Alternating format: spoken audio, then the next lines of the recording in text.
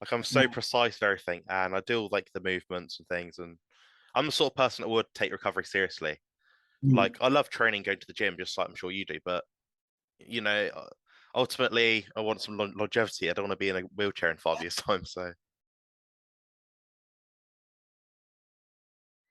Hi, and welcome to another interview with a carnivore influencer, one I'm pretty new to, so this is going to be a conversation. Make sure you check out his channel and his website, compositionconsultant.com, which I think is a fantastic web address, and I can't believe no one had it before then. So I think that's really good.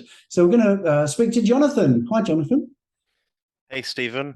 First of all, thanks for having me on. I'm glad you liked my web address. You're actually probably the second person to say that, and I've been astonished that I managed to acquire that so early on. I think I did manage to pinch it maybe 3 or 4 years ago, so I got onto Mm. that quite quick. Yeah, so basically, I'm a carnivore bodybuilder. Currently not active as in competing. My last competition was a year ago, and that was painful, exhausting, tiring in every single way, and difficult on the body. And yeah, that's just because of my spine problem, which I'm sure people will be aware of maybe during this interview. And what it is I had a back problem a while ago, and I didn't know how to deal with it. So I thought, well, I'm quite heavy, and my body would, lose some weight. All right. So I lost weight, and I got down to about 95 kilograms. Bear in mind, my bodybuilding competition weight is around 100 kilograms. So I was diced to the socks, skeletal, I wouldn't use the word, but skin, everything was shrink wrap sort of thing. I was very gaunt. I didn't look very well, and I became anemic. Funny enough. But yeah, no pain reduction, nothing. And I was doing stretching every morning for about half an hour. I was religious about it. I could bend myself backwards and all these sort of weird things, and didn't make a difference to my pain reduction. And that was alongside the carnivore diet. But whilst doing the carnivore diet, I did notice a few different things. So I used to get floaters in my eyes, for example. I don't really get them anymore. It's very rare. The closer to meat and water and salt I get, the more these sort of things are alleviated. Knee pain, that seems to be reduced for me, at least, in the inclusion of a lot of oily, fatty fish in my diet. So omega-3 seems to be something that my body, as an individual, seems to benefit more on. That goes into the sort of genetics aspect of it and bio individuality. The next thing is that I consume predominantly beef mince, eggs.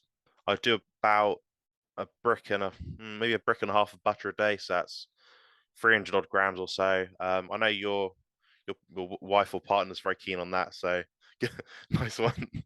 Yeah, so that's basically where I'm at now. So I don't know if you've got any more questions regarding diet or anything. Yeah, I'm just taking a note there actually because there's two things you mentioned there. One is that you eat a lot of fish. So what type of fish do you have then? So I like predominantly mackerel, and occasionally I'll do sardines. They seem to be the the less toxic sort of examples of fish. They're fatty, so you get plenty of omega-3 in them, and you get all the other things as well, like taurine. I'm quite big on taurine. I imagine you've spoken to Harry about that sort of thing. So Yeah. yeah, yeah, you're on the same lines as me then. So essentially, it is a osmolyte. It regulates electrolytes within our body. It does a vast array of things. Can help reduce scar tissue, damage to epithelial cells, digestive health, guts, everything. It does so much for your body, testicular function. So yeah, it really does a lot to be honest. So yeah, that's where I'm at in terms of fish. So Yeah, that's interesting. So how often do you have fish? I tend to have it every day or maybe 4 or 5 times a week. So I'd say it's a staple. I probably eat oily fish more than I eat chicken or turkey, for example. Yeah, I think before I was carnivore, I found we've just done an interview, by the way, Jonathan and I talked about back pain. And I had back pain, and I found it relieved with cod liver oil. This is many, many years ago before carnivore, before I'd been trained in nutrition. And now I have cod liver, actual cod liver in its own oil. And I do think that that is a really good gateway to getting your joints a little bit better, to have fish in your diet, but not necessarily fish supplements. So I do think it's better from actual food. So I just want to nail this because you gave us your weight, but not your height. So I just want to know so people can get a picture of your composition there. So I'm roughly 184 and a half centimeters tall. It can be up to about 185 or so. Depends on the time of day, but I expect within about 2 months from now, I'll probably be a little bit taller. So Okay. And how long have you been carnivore? I've been carnivore on and off for, I'd say, 2.5 years. The vast majority of that time I've been 95+% carnivore. So there's no fruit, rice, nothing like that. No sort of fancy, weird, exotic things. Okay. And how long have you had the back issues? So my back pain started roughly 14 years ago in a rugby collision. It was bad initially. It sort of subsided a little bit because I rested it and took proper care. But now at the point where it's degenerated to such a point that I am requiring surgery. At least that's the path that I'm willing to take. I've looked at some different stats and it seems to be the most appropriate for me at the moment. There's only so much that a carnivore diet can do. So, for example, you're not gonna prevent being hit by a bus by following a carnivore diet. There's just not a lot you can do about that. So, yeah, it's not like all medicine's bad, all surgeries are bad. Some are indicated, some aren't. You just got to weigh it up and speak to experts, speak to people like Stephen and people that can understand what issues you have and how to deal with them appropriately. Yeah, I love that joke actually because it reminds me that I used to use the joke. My dad was killed by white bread. The baker's delivery van hit him. Anyway, bad joke. You had a period of time where you weren't carnivore and you had a bad back. Did you try other diets with the expectation that they were going to help? And what was your experience if you did do that? Um, so if I go back quite a bit, so I had quite a disordered eating as a child. I don't eat foods which were white. Could be due to the autism. I don't know. That's something I suffer with, but it's probably why the oily fish it seems to help. But yeah, so I didn't eat bread, cheese, chicken nuggets, chips. The bare basic, maybe cereal, milk. That was it. So I really lacked red meat. Um, I didn't actually eat red meat really at all in my diet up until probably the age of 18 or 19. So I've been probably deficient in that sort of regard. But getting back to your point, I noticed some diets would affect my energy, which would then affect my pain level. Mhm. So I believe a lot of my pain is somewhat psychosomatic, as in my my brain is in a depressive state, anxious state, and then my the pain that I'm feeling is almost increased. It's expedited to the top sort of thing. So my pain is seems to be quite in line with my mood. And as time's gone on, I've tried different diets. I've tried keto. I've tried a version of paleo. I've tried just meat and veg. But yeah, like we've said in a previous interview, it seems to be the emittance of plants in general that has really made a difference just towards my soreness and overall feel. And Mm. the way I feel is obviously going to make a difference to my pain levels. So that's somewhat linked.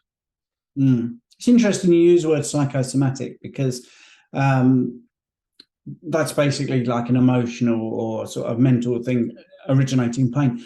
That was one of the things I was really interested in studying. And I don't think a 40-minute free Zoom is enough for this, by the way.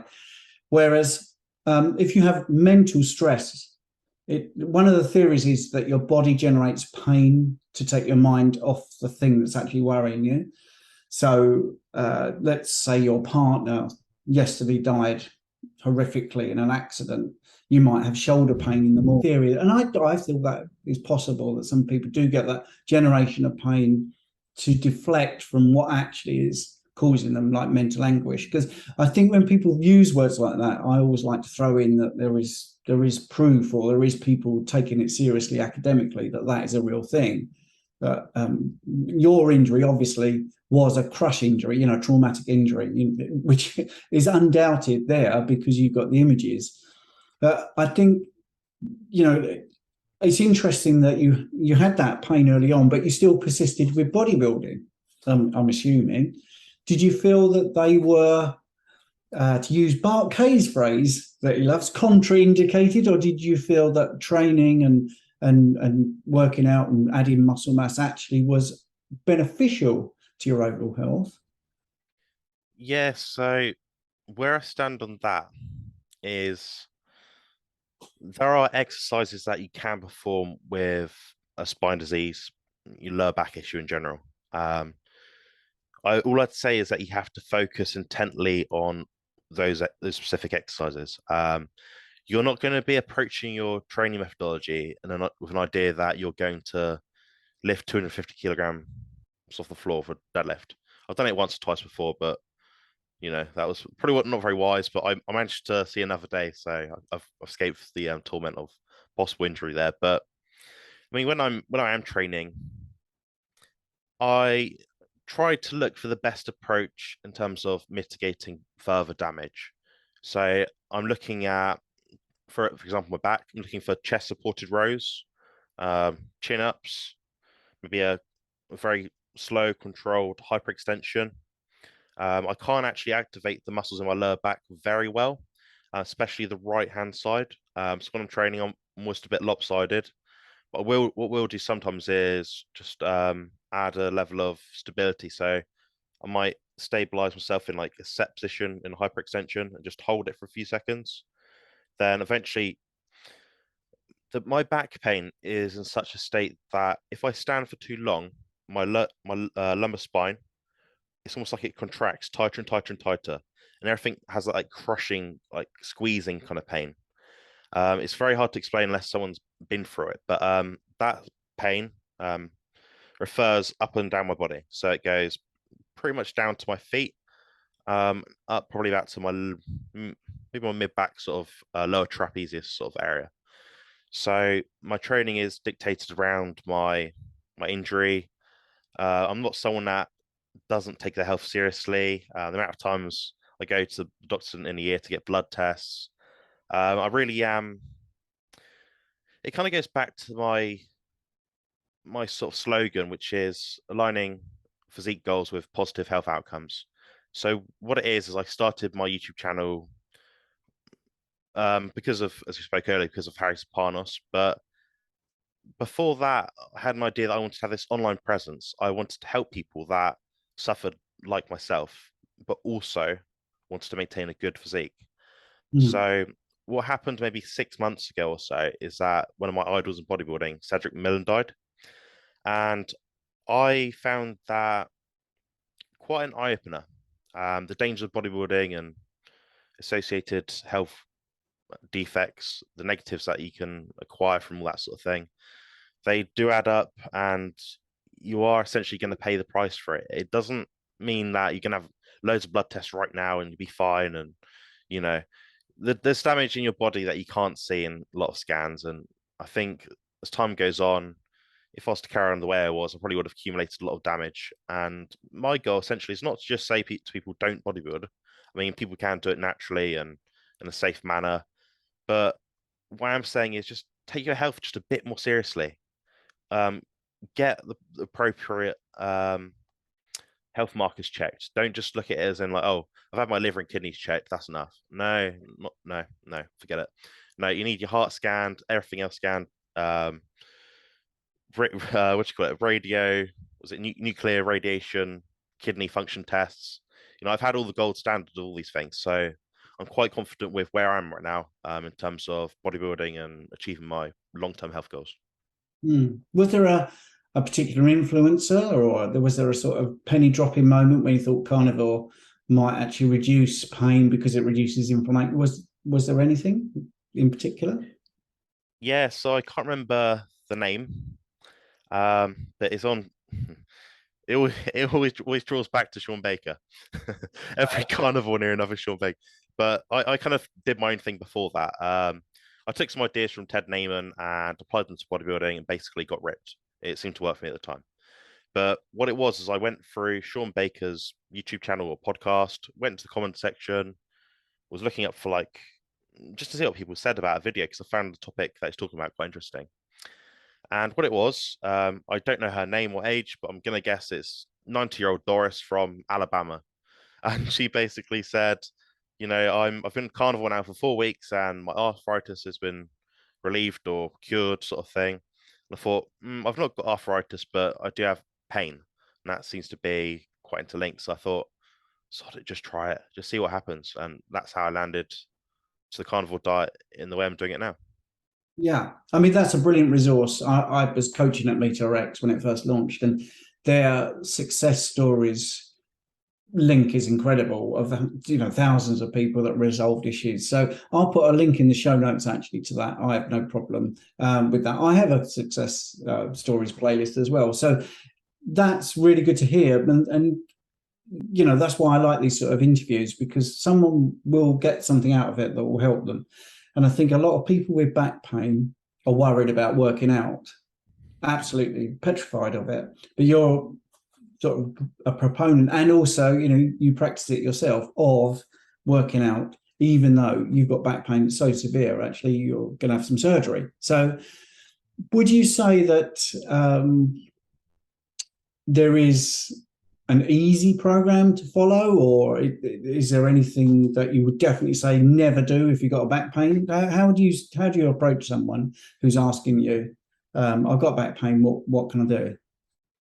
So it depends what their starting point is. So if someone says to me, I just started today at the gym, day one, it's going to be different advice to what I'd give to a person who's more advanced like myself or you, Stephen. So the average person that maybe is a bit of an amateur sort of thing in terms of weightlifting, I'd say the first thing, the most crucial thing, is to speak to someone or get guidance from someone that knows what they're doing in regards to exercise.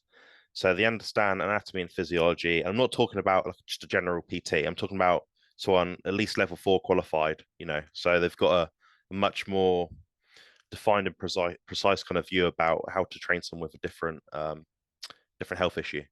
Mm. So first thing is to train safely. So look at it as if you're a disabled person and you're trying to reduce your symptoms. Take it to the most extreme level, because if you just jump in and just start deadlifting 100 kilos and ripping your back to shreds, you're not going to have much longevity in weightlifting. So, start low, and it might be that you start just with the bar. Nothing wrong with that. I myself, after surgery, I'll be starting with just the bar at some point. Before that, it might even be just some bands or something, or a tin of beans. So you gotta make it specific to what you're able to achieve at that time and take it step by step. Make small goals.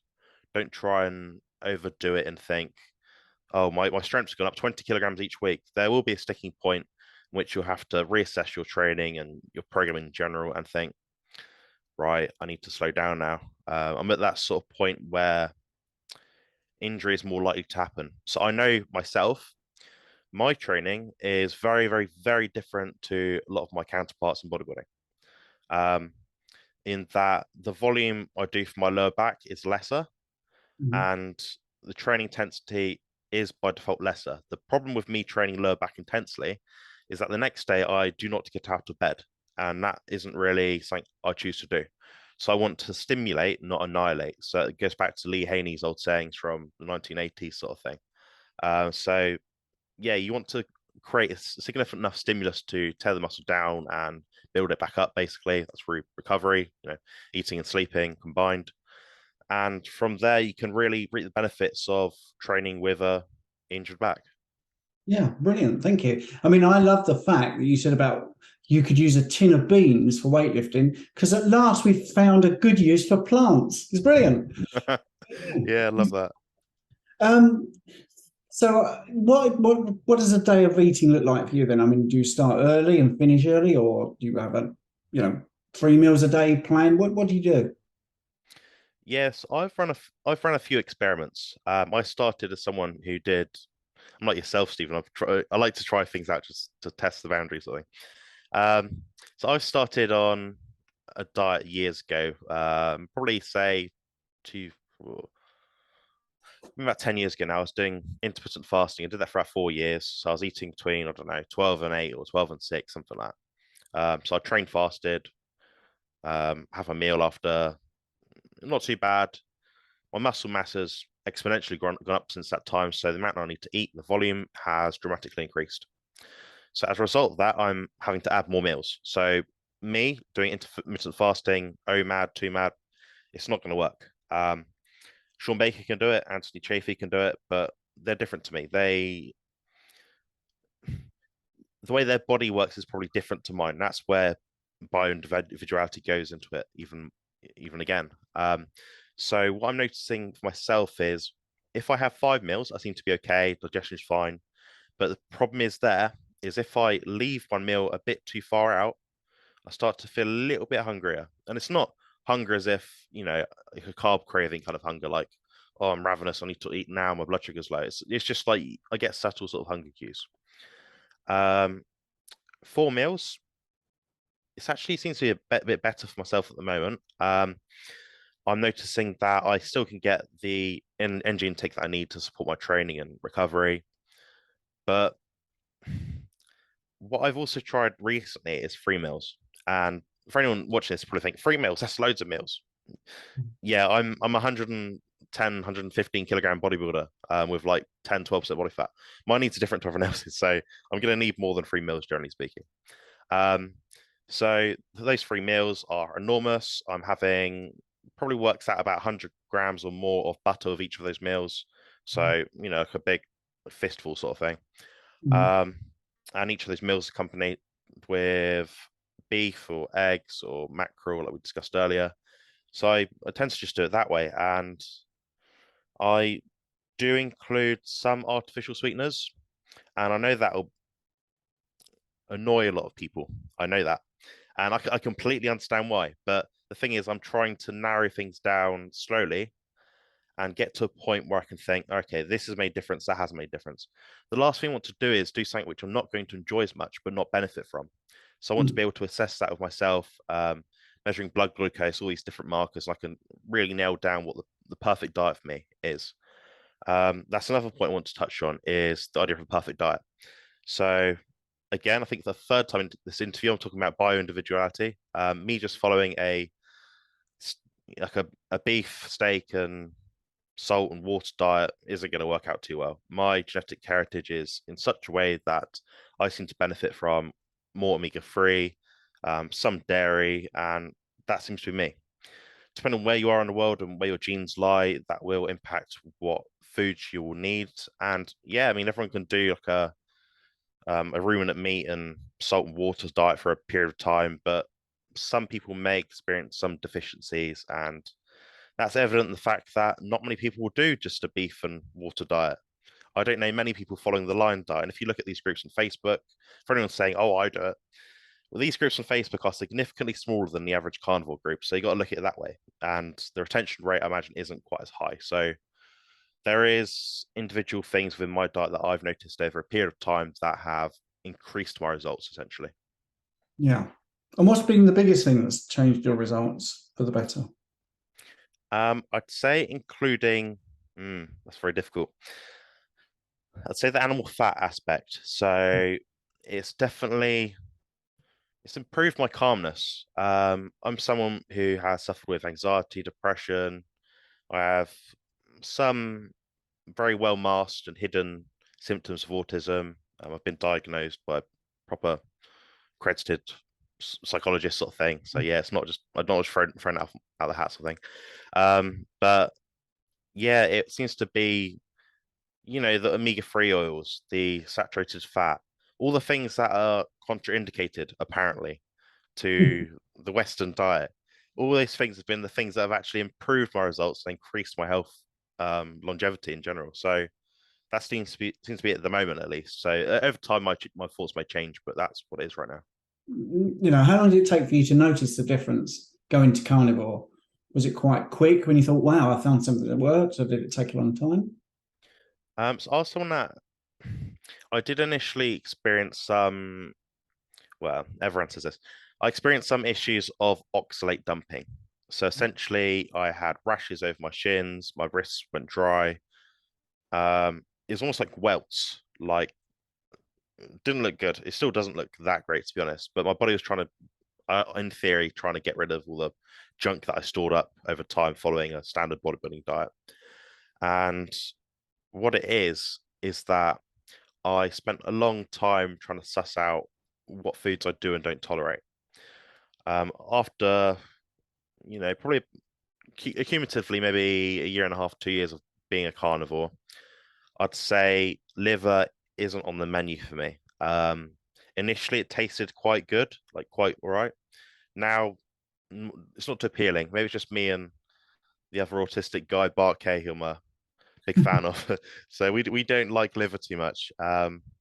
But we all have it if it's their sort of thing. And I find just having enough animal fat seems to do the job really.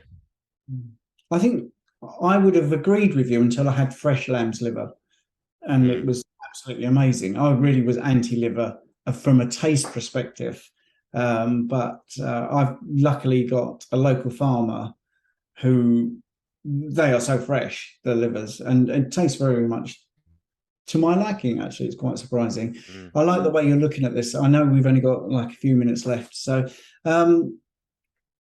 that was a nice answer. The oxalate dumping, was that something you didn't really believe happened? Did you just think it was anecdotal and there wasn't such a thing, or was you aware that that was going to happen to you?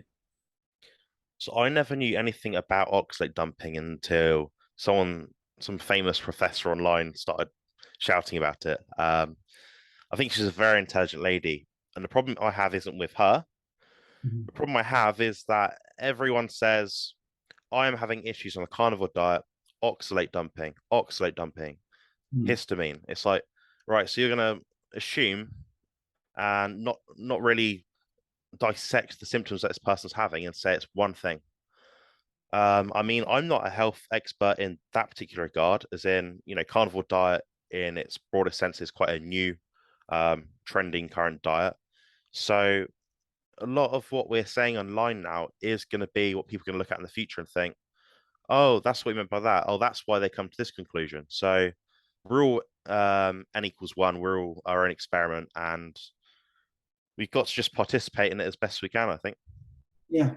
The thing is, histamine is not an evil player in your system. It's essential, actually. The Mm, inflammatory response is essential for healing, and it's a cofactor in carnosine, which is a fantastic amino acid. So we got 4 minutes left.